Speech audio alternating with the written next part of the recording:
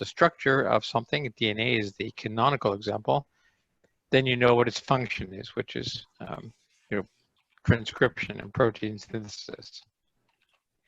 However, I would like to argue, and I think many of you would agree with this, that nature is not static. There are dynamical processes, and we require the introduction of a dynamical perspective. There are many often competing ultra-fast processes, and we need to develop this dynamical view. And the best way to perhaps motivate this is by using an example, which is something I hope that you're doing right now, which is you're looking at my presentation. And if you're doing that, then what's going on in your eye is the following. There are cells in your eye called rods and cones, which contain in the membrane of these cells a visual pigment, which is called rhodopsin. Rhodopsin is a transmembrane protein, and the very first step in vision is the isomerization of the antenna, the light collector, which is this molecule retinal. And it goes from this cis to this trans geometry. This leads to a internal stress in the cell membrane, which deforms it and changes its permeability for sodium ions, which essentially is a transient. Somebody's playing some music. I think they should maybe turn it off. The twisting is a sequence of events which leads to the signal transduction, which is what we call vision. So it's been measured a long time ago, actually, by C.V. Shank and Rich Matthews, that the first step in vision happens on the 10 to the minus 13 second time scale. But as we know from watching movies, that the overall visual response occurs in the 10 to the minus 1 or at best 10 to the minus 2 second time scale. So a question you can ask from the structure function point of view is it necessary that the first steps in vision are so fast? If it was a 10 to the minus 6 second time scale, it certainly would be good enough from the point of view of the overall visual response. The answer is yes, it has to be so fast because this is in your eye, it's surrounded by water. Water is a highly dissipative environment. And so if the first steps in vision were not so fast, then the energy of that single photon would be dissipated amongst all the surrounding degrees of freedom. And what would happen is this protein would become just a little bit warmer and there would be no signal transduction pathway. So very clearly nature designed this device for speed. The dynamics is central to the function. And the ultra-fast electronic dynamics in these types of systems plays a critical role. Dynamics is essential in understanding how and why it works. So this leads to the more general question, which is, can we develop a molecular scale quantum device based on this notion of electronic coherences? We know that electronic dynamics and coherences underlies the important processes such as vision, solar energy conversion, photosynthesis, and we require this dynamical perspective. But how can this perspective lead to new technologies? What are the opportunities of thinking this way, and how does one probe and or control electronic coherences in molecular systems? And I'd like to start with a couple of sort of motivational slides, if you like. This is from the work of others, but nevertheless, I think it's quite interesting because these are applications of ideas of electronic coherence. So the first question is, can there be biologically inspired quantum technologies which can outperform sort of classical light harvesting devices? This is a paper from Marlon Scully, together with Shal Mukamel, two scientists who are very well known in our community. And they analyzed the photosynthetic reaction center essentially as if it was a quantum heat engine. And what they showed in this work, this is the photosynthetic reaction center, this ring here.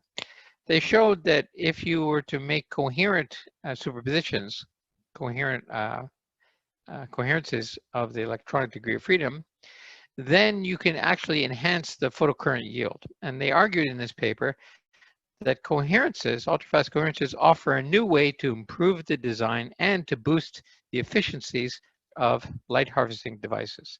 So this is perhaps an interesting application of electronic coherence. I'll show you one more example, which is again from the recent literature. And the question arose whether there could be a quantum heat engine, which based on coherent superposition could lead to an enhanced output power over the limits of classical thermodynamics, a Carnot cycle. Some of you will be familiar with this work because it's from some of our collaborators, in particular Ian Walmsley and Josh Nunn, where they looked at in this case, an ensemble of diamond and V centers, and they argued in their analysis that this is essentially a quantum scale heat machine. And they claimed in this paper, only from about a year ago, that they really have made the first measurements of quantum effects in heat machines. And so this is very interesting because it brings coherent superposition into thermodynamics on the molecular scale. And this is perhaps another interesting application to think about the role of electronic coherences. It's not just us who is thinking in this way. In 2018, the US Department of Energy, through their Basic Energy Sciences division, released this report based on a roundtable discussion, which I was a participant. And the roundtable concluded that a priority research area for the Department of Energy would be probing and controlling electronic motion within a molecule. And some of the key questions which emerged from this report are, how does electronic charge move from atom to atom in molecules and materials? How do the atoms rearrange following this electronic motion? And can atomic motions drive themselves electronic coherences? So a central aspect of electronic dynamics is the role of symmetry. I think many of you know that molecules and materials have symmetries, and the electronic wave function is constrained by the symmetry of the Hamiltonian, which describes it. So here's a classical example, the benzene molecule. The absorption of light leads to a change in the nodal pattern, the change in the symmetry of the electronic wave function. You can see how the nodal patterns have changed. These red and blue balloons represent the amplitudes and phases of the electronic wave function. And so this is something that should always be expected in any discussions about the dynamics and the evolution of electronic wave functions, is the evolving electronic symmetries which underlie these kind of states. So let me just conclude then that there are probes of ultrafast electronic vibrational dynamics. There are methods which are sensitive to the atomic motions, and these would be various types of time-resolved vibrational spectroscopies, as well as time-resolved diffraction, both X-ray and electron diffraction, which are becoming increasingly common. And then, as you know very well, there's the whole field of attosecond science, which is uniquely sensitive to the fastest of timescales, which is the purely electronic motions. But for this particular problem, we are interested in techniques that are sensitive to both the atomic and electronic motions, including their coupling. And there's a range of these: photoelectron spectroscopy, harmonic spectroscopy, X-ray absorption, and 2D electronic spectroscopies. The point I would make, which is interesting, is that these three techniques seem to have a common element, which is that they're all based on photoionization matrix elements.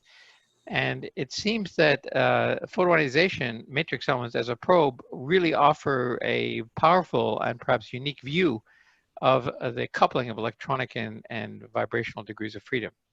And I don't need to tell you that JCEP is a world leader in these three techniques.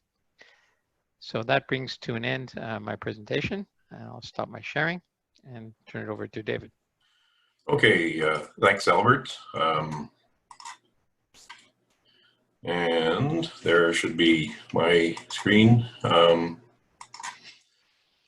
so I'm going to talk about the experimental aspects of our projects. Here is a potential energy diagram of a simple diatomic molecule, bromine. And so the horizontal axis is the internuclear separation, the spacing between the two atoms that make up this molecule. And here is the ground electronic surface. So if we absorb a 400 nanometer photon, we can excite bromine to a different electronic state, which is dissociative. And so within a period of a few hundred femtoseconds, this molecule simply falls apart. So if we want to probe this sort of process, then one way to do it is to photoionize the molecule with an energetic photon. And since the ion has to end up in a eigenstate of the system, the electron takes away the excess energy in the form of kinetic energy. And so electrons and ions are particularly easy to detect in a vacuum chamber with high efficiency. A more complicated example is an experiment that Albert did many years ago. And so we start from the ground electronic state, excite with the photon to an electronic state. But this state now has couplings to a different electronic state. And so the interest is to study the coupling and the timescales. Now there are two different final states of the ion, so two different electronic continua, and so we can distinguish between these by the electron kinetic energy. And here's the experiment where the kinetic energy here is in electron volts, and time delay between the pump and the probe is here, and we can see we go from largely the alpha surface early on, and then population moves to the beta surface within a few hundred femtoseconds. So the typical, a very common experimental technique to detect electrons is called velocity map imaging spectrometer, or VMI, and this is the instrument that Anya will show in her presentation. And so this works by injecting the molecule of interest into the vacuum chamber through a hole in the metal repeller plate and into a region where the molecules are intercepted by the pump and the probe laser beams and produce the photoelectrons. Now, because this is negatively biased, the electrons are forced into the flight tube, and they hit a 2D imaging detector, typically a microchannel plate detector. So on the left is a typical image of an experimental VMI image. And we can see rings, and each ring corresponds to a different electron kinetic energy. Now these are three-dimensional shells which are projected onto a 2D detector, and through a mathematical process you can deconvolve these into much sharper rings. So again, each ring corresponds to whose radius corresponds to the electron kinetic energy, and we can also see the symmetry here. So some of these rings are east-west, and some of the rings are north-south. So the 2D detector brings out these symmetries. So typically we expand the distributions in spherical harmonics or Legendre polynomials. Here's an example of photoionization of neon with two photons, an XUV photon plus an infrared photon.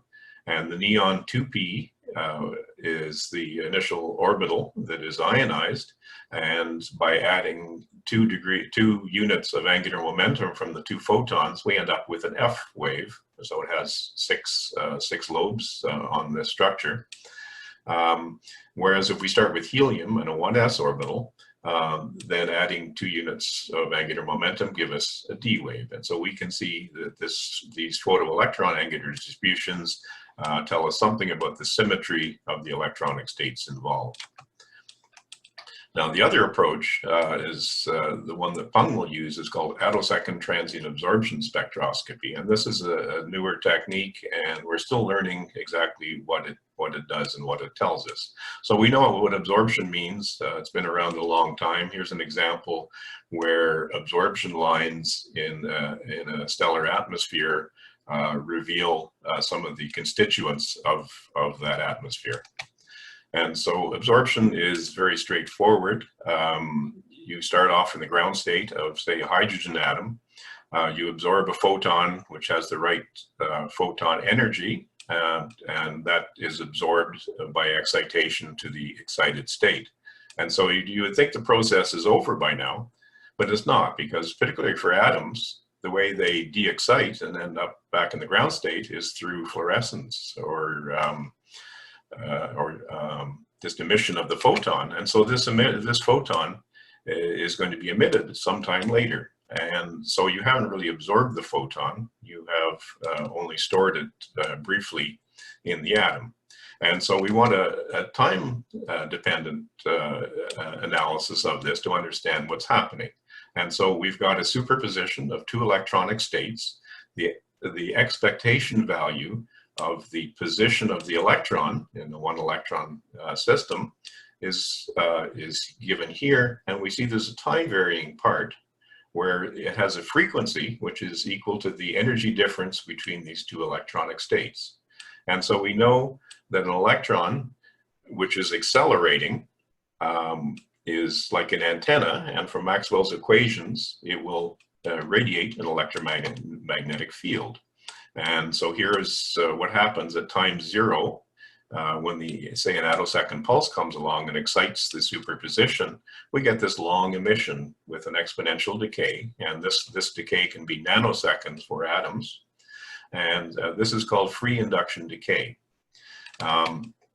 Now, in the case of our attosecond pulse shown in red here, the free induction decay will be out of phase with the attosecond pulse, leading to destructive interference. And at the frequency, the narrow frequency determined by the free induction decay, will give you, in the spectral region, will give you an absorption line. So this is the time-dependent explanation of absorption.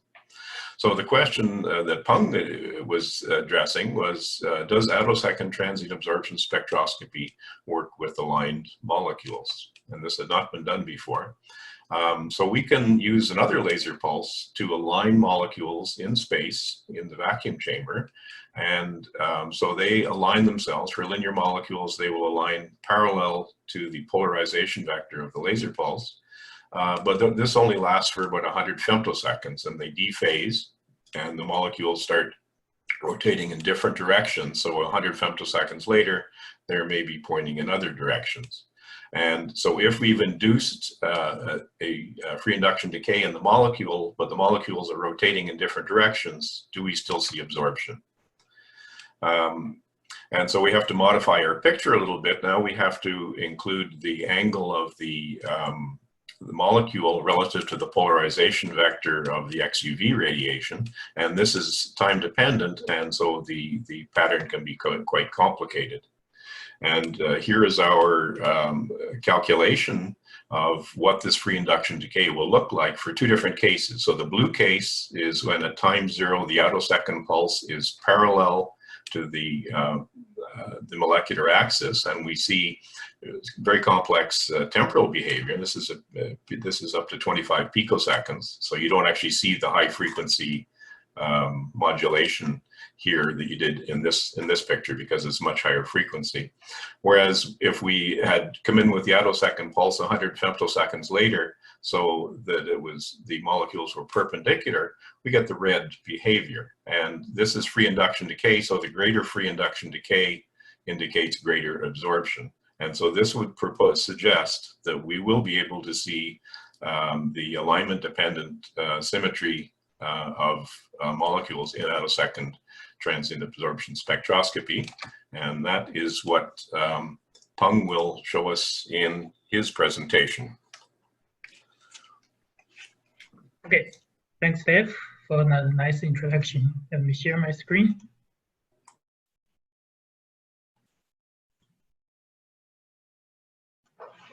Okay, thanks, Albert and Dave, for the introduction. Hello, everyone. Thanks for coming.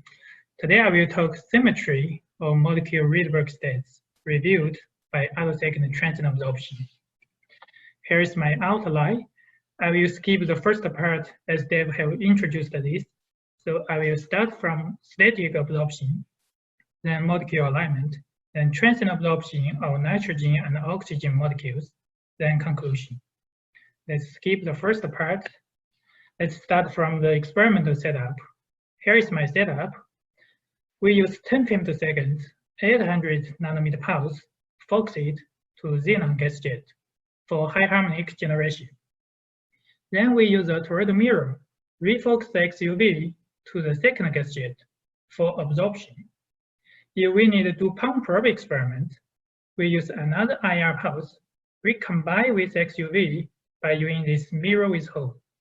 Then the XUV spectrum was measured by the spectrometer. The first experiment is static absorption, which means I block the IR pulse, just the XUV itself. Here is the result. Horizontal axis is the photon energy from 13 eV to 23 eV. Vertical is intensity.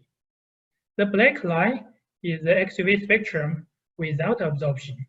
The red line is the spectrum after absorption by nitrogen gas. Here the nitrogen is isotropic, as we don't have the pump house. You can see the spectrum changed a lot. Usually in absorption experiment, we use OD to describe the absorbance. OD is calculated by using this formula. Here I with nitrogen is the red line, divide I without nitrogen, the black line. Then we take a log, we can get OD. Here is the result. Again, horizontal is photoenergy, vertical is OD. Now we can see there are a lot of absorption peaks in this black line. The question is, where are they from? Let's move to this figure, the potential curve. For nitrogen, around 12 eV, we have an excited state, P state. If we move up, we will see another state, P prime. There are also a lot Rydberg states converging to first IP and second IP. Now let's move back. Here is the B state. Here is B prime. Here are Rydberg series converging to first IP, Rydberg series converging to second IP, and then to third IP. Because our XUV spectrum is broad, we can study all these transitions at the same time. Different vertical lines means different vibrational progression of each electronic state. They have different colors, means different symmetries. For nitrogen, the ground state is sigma G. One photo-allowed transition can go to sigma U or pi U. Sigma G to sigma U is parallel transition. Sigma G to pi U is perpendicular transition. So we use different colors to label different symmetries. This is static absorption of nitrogen. Now let me introduce you the second technique, molecule alignment. We have two models for this technique. One is classical, one is quantum. In a classical picture, we have a molecule. The alignment pulse will kick the molecule. Then the molecule starts rotating. At a different delay time, the angle between the molecule axis and the polarization direction will be different. In quantum picture, the alignment pulse will create a rotational wave packet in the ground electronic state, which means rotational coherence. By solving TDSE, we can calculate cosine theta square, the alignment degree, which is the red line. Before the alignment pulse, we can see the molecule distribution is isotropic. After the alignment excitation, the molecules are aligned. The alignment degree will show this periodical revival structure. Here we have a small value. We call it anti-aligned, which means most of the molecule axes are perpendicular to the polarization direction. Here we have a big value that's aligned. Most of the molecule axes are parallel to the polarization direction. Now we combine two techniques to study transient absorption. Here is the result. Again, horizontal is photoenergy. Vertical is delay between alignment pulse and the XUV pulse. The delay is around 9 picoseconds, which corresponds to the full revival time of nitrogen molecule around here. Now we can see figure A is OD without pump. Pump means alignment pulse. Figure B is OD with pump. If we compare these two figures, we can see some difference around 8.5 picoseconds. But it's not very obvious, so we use third OD. Third OD means we use OD with pump minus OD without pump. So figure B minus figure A. Then we can get this figure. It looks quite complex, but actually the physics behind this is quite simple. Again, let's start from horizontal axis is photoenergy. Vertical is time delay.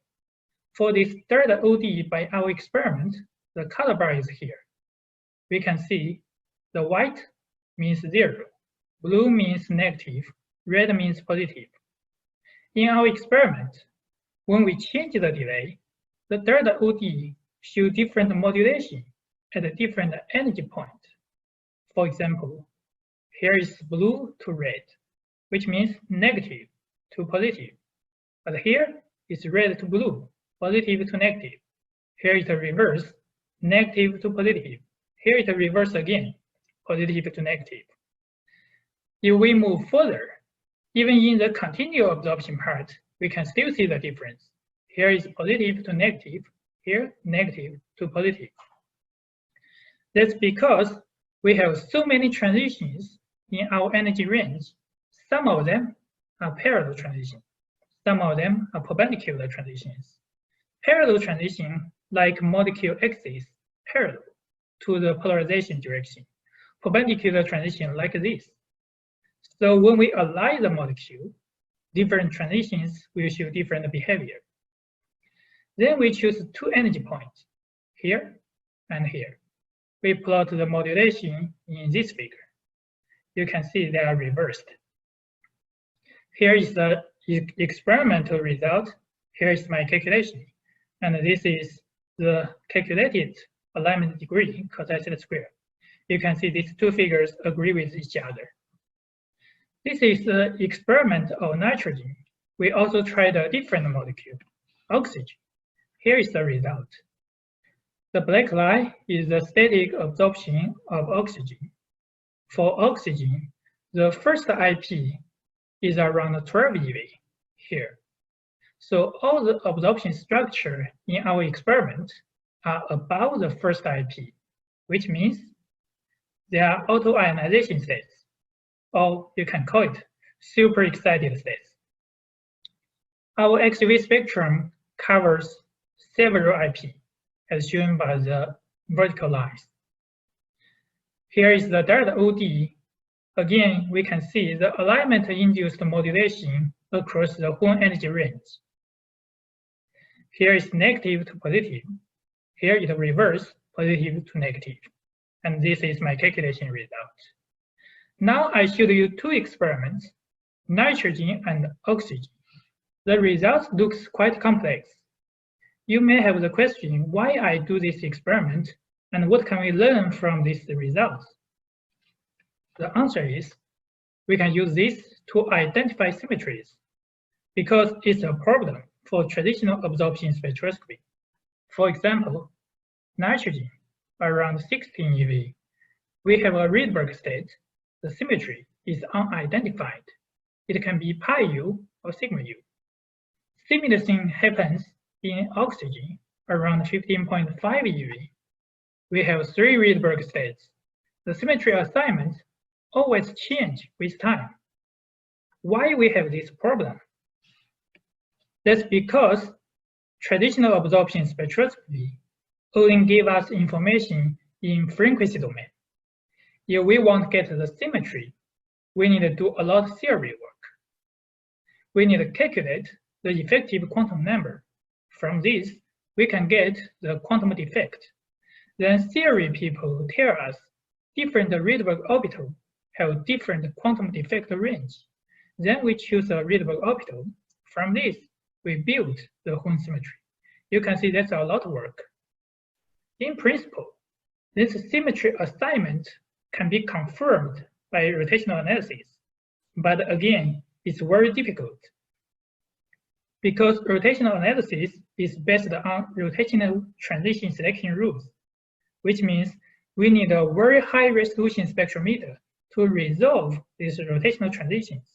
Usually, it's unavailable. Sometimes, even we have a super resolution spectrometer, the rotational analysis is still difficult. For example, as I showed you before, all these states in oxygen are auto-ionization states. Auto-ionization will reduce the lifetime of the excited state, then broaden the absorption structure, which means the rotational transition lines will overlap with each other strongly. Then the analysis is impossible. That's why, even for nitrogen, oxygen, these simple molecules, we still have this symmetry problem. Our experiment can solve this problem because we have frequency domain information. We also have time domain information. For example, nitrogen, this unidentified Rydberg state, we can resolve it in our experiment. When we change the delay, this state delta OD change from negative to positive, which means it's paired transition. Then we can give the symmetry assignment for this state. We did a similar thing for oxygen around 15.5 eV. Here is the result. Okay, conclusion. We did an attosecond transient absorption experiment in molecular frame. This is the first time.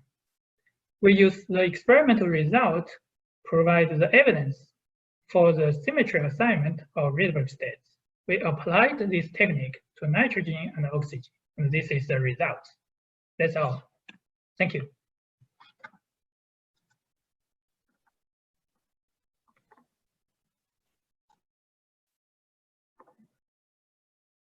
So thanks, Pang, for this nice presentation. And thank you all for sticking with us so far, because now it's time to go big. So my name is Anya, and I'm a chemist, and I like big molecules. So today, I want to show you how we can use velocity imaging to learn something about structural changes in molecules. So I'm especially interested recently in ring opening reactions. So doing those ring opening reactions, you have a big change in symmetry. For example, here, like from this benzene molecule, which is pretty symmetric, you go to this like very long hydrocarbon chain, which is not very symmetric anymore. And in nature, you have these cyclic structures really everywhere. For example, in DNA, not only are the 4 DNA bases, adenine, thymine, guanine, and cytosine, all like ring structures, but also the linkers connecting those bases consist of like this phosphate unit and a sugar, which is also a cyclic structure. Now, when talking about ring opening reactions, one thing to keep in mind is something called the ring strain. So ideally, if you have a saturated carbon, the angle would like to be something over 109.5 degrees, then it's perfectly happy. If you then put this then in a ring and constrain it more and more, this angle gets more and more reduced. Like this 6-membered ring up here, still pretty good because it has stored itself in like 3 dimensions. And if you go to 5-membered ring, the angle is already smaller. And if you go to a 4-membered ring, it is really much smaller. It's like 90 degrees compared to 109.5 degrees. And this is something that now with COVID times, we all know pretty well. Like if we're like in a big ring, we can keep a comfortable distance. Whereas if you're small, we're more and more strained and actually want to go away from this. So basically a large ring, less ring strain, a small ring strain, more ring strain. So what are the systems that I look at? So remember what I said earlier, like this linker between the DNA bases, the sugar, this is what I want to look at. I want to look at sugars here. And the 2 most simple sugars that all of you have heard before is glucose here and fructose here. And you see like really the base structure is this cyclic ether here. So a cycle with an oxygen instead of one of the carbons. So I want to look at like 3 different cyclic ethers to also then see how this evolves with ring strain, meaning this like tetrahydropurane, so 6-membered ring, 5-membered ring, which is called tetrahydrofurane, and this 4-membered species, which is called premethyl oxide.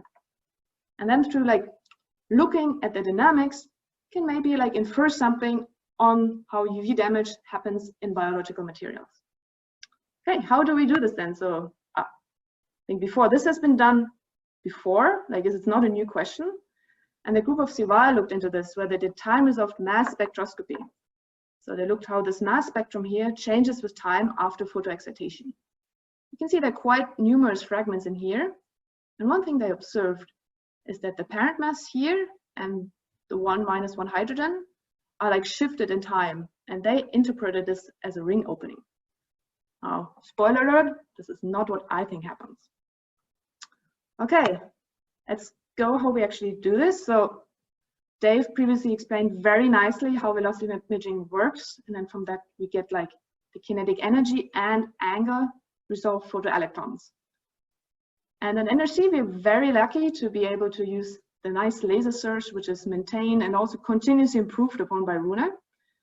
which not only provides us with the regular harmonics produced via BBO crystals, but also with like higher energetic photons. So in this study, we used the 5th harmonic from 800 nanometers, meaning 160 nanometers, which we produced through non-collinear 4-wave mixing in argon.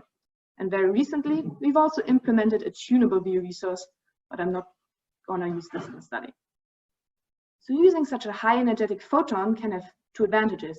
Either you can use it as a probe in such a pump probe experiment, meaning that you can look at dynamics for a very much longer period of time, or you can use it as a pump, meaning you can excite molecules and do experiments that you couldn't do before. And this is the case here. So with 160 nanometers, we excite our cyclic ethers. And here you see the VOV absorption spectra of all those 3 molecules. As you can see, it's quite complex. And with our VOV pump, we excite pretty much to the blue. And now the question before we can actually like interpret the dynamics that you observe is actually, where do we excite to? And for this, we turn to theory. And as it turns out, all 3 molecules show very similar excited states. Basically going from an electron in one of the n orbitals in the oxygen to a Rydberg state. So all we see is like Rydberg state progression. We have like here an S state, which is around here. Then we have like a P Rydberg manifold here. And with our VOV pump, we excite into the D Rydberg manifold here. And those states are so close together that we cannot really say, okay, we excite into this particular PX or PY.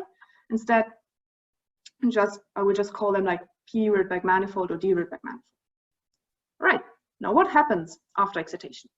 Let's start, like I said, I like big. Let's start with the biggest one. Let's start with tetrahydropurin.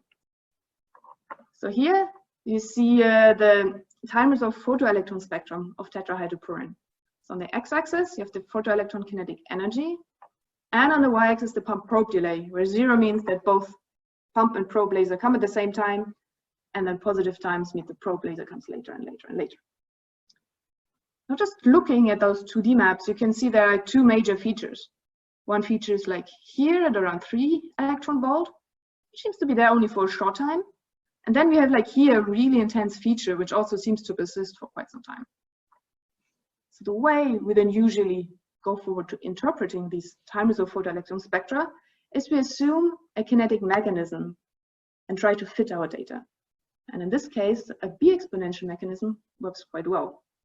So we go from like A with a time constant T1 to B, and then with a second time constant T2, the state B also decays. And when we fit our experimental data, we can extract something called decay-associated spectra, which basically means the photoelectron spectrum associated with state A or associated with state B. Now here, like in blue, is the photoelectron of state A. As you can see, it has like 3 peaks here.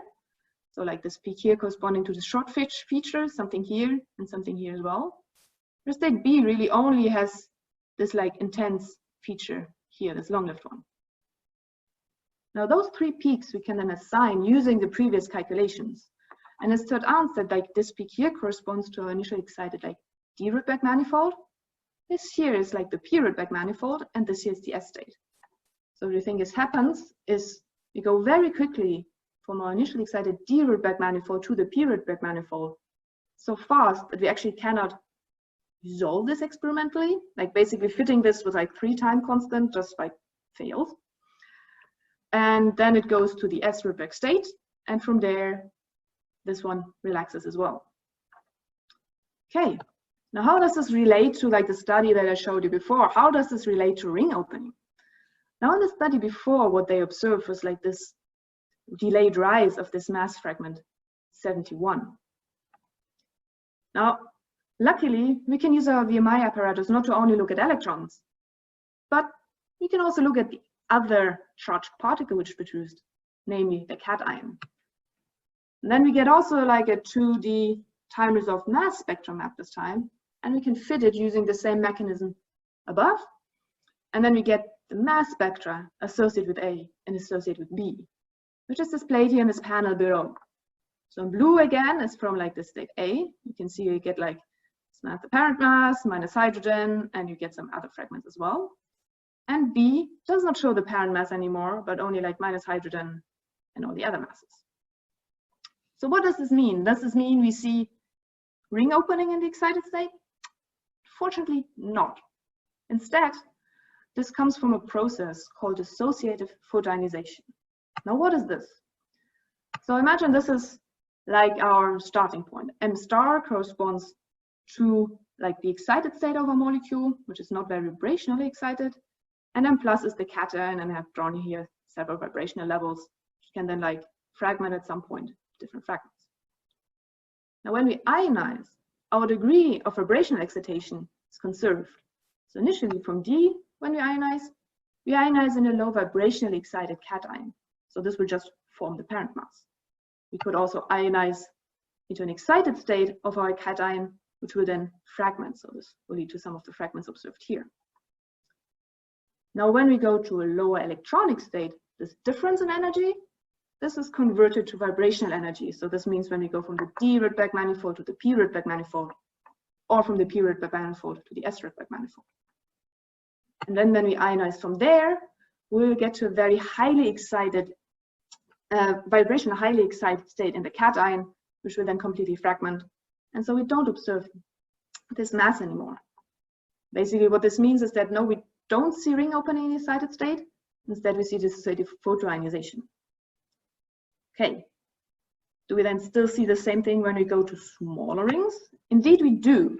So here you see the time-resolved mass spectra, photoelectron spectra for 3 molecules: tetrahydropurane, tetrahydrofurane, and 3-methyl oxide. And I've only showed the photoelectron spectra here, but the mass spectra are similar as I would have showed the tetrahydropurane. And in all 3 cases, we see like this going from D to P to S, and we can all attribute them. So in all 3 cases, we see what we call now a Rydberg cascade, like decaying from D to P to S. However, as we make the ring smaller and smaller, the dynamics speed up. So here in the case of tetrahydropurane, we have like something of 500 femtoseconds for like this S state here. In the case of tetrahydrofurane, we're already much faster, we're like 140 femtoseconds. And in the case of like 3-methyl oxide, it all happens so fast that we cannot even reasonably fit it anymore with 2 time constants. We just have to use 1. So it's faster than like 80 femtoseconds. And this is again what I basically show here. So here I show the total photoelectron yield for like all those 3 molecules. And you can very intuitively see that it speeds up by quite a bit. And now from this like total photoelectron yield, I can extract something called a deactivation rate. And I can also then relate this actually to this quantity called ring strain. This is something that you can calculate out of a difference in entropy of formation from the ring closed structure versus the ring open structure. And as you can see, there's kind of a correlation. So the ring strain certainly plays a role. So what do we now learn from this? So we learn that like all 3 cyclic ethers really behave very, very similar. In all cases, we see a very efficient coupling between those Rydberg states and a very efficient deactivation. And we really go down this Rydberg cascade from D to P to S. Also, in none of them, we see a ring opening in the excited state. Like all 3 show dissociative photoionization, but in none of them we see anything which hints that we really observe this ring opening there. And also we see that the dynamics really speed up with increasing ring strain. So it's a really important important notion to keep in mind. And this is something that we recently submitted to PCCP. And with that, I would like to thank you all for your attention. And I give it back to you, Dave, and we look forward to your questions. Okay, thanks very much to Anya and Fung. Anya, we're glad to see your little atoms were appropriately wearing masks and gloves and so on. That's good. So now we have questions, and I see Andre Staude had. Oh no, Andre, do you have a question, or were you? I'm not going to ask you. You were clapping. Okay. So at this point, we're open for questions, and you simply turn on your video. Did I see Paul Finney turning on his video? Does that mean you have a question? He's just waving. Sure, yeah, I have a question. I guess it's for Ping. I was just wondering, like in sort of conventional absorption spectroscopy, you would worry about things like concentration and temperature, and I'm wondering, I'm wondering how your spectra, if it's meaningful to talk about the temperature of the ensemble you're probing and the density of the ensemble that you're probing, and if those have any effect on the spectra you see. Yes, that's a good question actually, because one thing is about the temperature. For our, because we want to align the molecule, so actually we want the temperature low. In my experiment, it's about 100 K, because this gives us a better alignment degree. And another thing is the density. Density is also very important in my experiment, because we all know the XUV is not super strong. So if your density is super high, you absorb all of them, then you can't detect any signal. And of course, if your density is too low, your absorption is too weak, then your signal to noise ratio is not good. So I always try different density and try to get the best signal to noise ratio. In this particular experiment, the gas density is about 0.1 bar, something like that.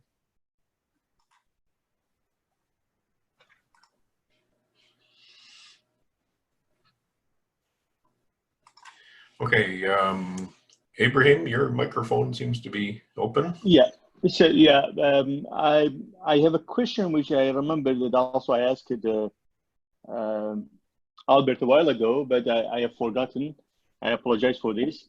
So can you, David, it's regarding to VMI technique. Would it be possible to tell me how you do you find the coefficient of BLM? Because I mean, what is happening, it goes to a screen and then you have illumination on the screen and then you record the pattern with a camera. So essentially what you are detecting is just intensity. How is possible that from an intensity you will get the wave function, if I want to call it wave function, or the coefficient of spherical harmonic expansions? Okay, several people can answer that question here. Anya, did you want to answer that, or you're not looking like you want to? Well, you still don't get the phase directly in this, if that's what you're asking. So yeah. There's various algorithms. So the one I showed was called an onion peeling algorithm, where basically you're deconvolving each shell. So all these shells are compressed onto 2D, and so you want to go back and get what the 3D shell is. But these are effectively, in this case, the magnetic quantum number M is conserved in these with linear polarization, and so they're not spherical harmonics, they are Legendre polynomials, so they only depend on one angle. Theta. Okay. But it's still only the intensity that you get in these ones. There's various tricks. So in that science paper that I showed, the neon and helium, we actually varied the phase between the XUV photon and the infrared photon. And from that and the interference, we were able to determine the actual quantum phase of those electrons. So that's kind of a general approach to doing it. But VMI in general just gives you the coefficients of the Legendre polynomials. Albert, would you agree with that? Sure. What I was going to say is this is a phenomenological fit. And so these beta parameters are just the coefficients of this phenomenological fit to a spherical basis. These are not the wave functions. This is just a fit to the data. As some people in the audience know, that there are many terms that can contribute to a given beta parameter, many different partial waves. And so the difficulty in relating the observation to the amplitudes and phases of the outgoing partial waves is not an easy one. And in fact, Paul Hockett and Claude Marceau had written a paper showing a general method for doing this, demonstrated actually in the molecule nitrogen. So this inversion is not simple and not straightforward, but the beta parameters are not the coefficients of some electronic wave function. They're observables. It's a phenomenological fit to the data. So I was when I say wave function, I mean that this is look like an expression, a mathematical expression, and then you do the expansions. And as you both pointed out, that is not possible in a simple and trivial way to find the beta LM, at least the phase of this, right? These are just fits to the data, and how they relate to the ionization dynamics is the difficult part. Yeah, let me put it in this way. So assuming that beta is changing from two values randomly, okay? Just the absolute value is constant, but it has a phase which is changing randomly in such a way that you are not dealing with an expression, explicit expression that you have it, but you are dealing with a mixed state. So you are not able to distinguish that. That's possible. Actually, I wonder if Paul Hockett might like to make a comment. He's actually written a book about this. Paul, if you're there, would you like to comment? Let's see, I don't see Paul stepping forward here. Well, I don't see Paul, but if I just make a brief comment, just relating to the quantum state tomography. This is, I think you can extract phase values from these VMI measurements. If I'm not mistaken. So it's just the same process that we do with quantum state tomography. If you have enough measurement, you can reconstruct based on so you the need superposition to that you read. Yeah, you need to record it minimum in 2 different places. That's the reason. So I have not seen that the screen can be adjusted. That was the reason they asked this question. Also, I mean, there are also the other techniques like complex sensing, which essentially also people, they can find the minimum values that asymptotically will give you what is that explicit expression that you have it, which I call it wave function, which it might be wrong. Well, this is done by varying the geometry of the experiment. For example, you can vary the polarization states of the lasers, and this gives you parallel and perpendicular matrix elements. And in fact, the alternative way of doing this is to let the molecule vary the polarization of the geometry, as Peng has shown, by allowing rotational wave packet. And so the earlier paper by Paul Hockett and Claude Marceau showed that this can be used to vary the geometry of the experiment in a systematic way, which gives you the set of independent measurements which is required to fit the unknown amplitudes and phases. And so you can use a bootstrapping approach to completely fit the unknown amplitudes and phases, which is what you would call the tomography. Yeah, actually, Paul just wrote that he said that, sorry, mic is not working. I agree with Albert. This is an observable with real coefficients, but it does map the wave function, and phases can be, yes, can be reconstructed in favorable cases. Okay, Ben, did you have a question? You're, oh, he's just thumbs up. So he's just happy as anything, sitting in the lobby of 100 Sussex Drive. Now, so Kabat has a question. I have a question for Albert. You mentioned at the beginning the coherence in quantum heat engines. I don't know much about quantum heat engines, but the case with the NV centers, they have a way of optically pump, and then they can generate spin coherence. So they can initialize the system. It's either like a single particle or an ensemble. They can initialize it even at room temperature. You can initialize in to some degree in a pure state. So how would that? See, if I try to relate this to the other example with, like, I don't know, photovoltaics or photosynthesis, what would be that initial coherent state, and do you have to prepare the system? For example, in the Scully paper that you mentioned. Well, first of all, this is not my work, so I was using these as examples. But what they argued, and there I think they did a density matrix treatment, so they included the distribution of initial states.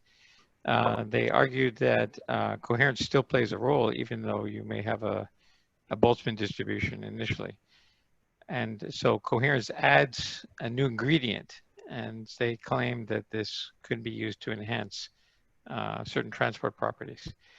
But again, this is not my work, so I'm really not able to defend or explain it. But this paper by in PNAS by Scully and by Shamukamel actually generated a lot of further work, and so people continue to think about these things and how adding coherence gives you another degree of freedom, even though you may have not a pure state to begin with. So I was just using this as an example of ways in which electronic coherence may be interesting to think about.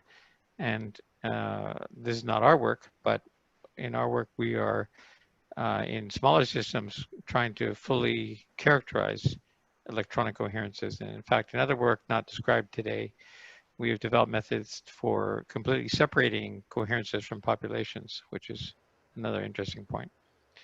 But I'm sorry, I'm not able to argue for or against the published work by Ian and Josh or by Marlon Scully. Okay, I see Paul Finney. I think, were you with another question, Paul? Oh, microphone. Yeah, sorry.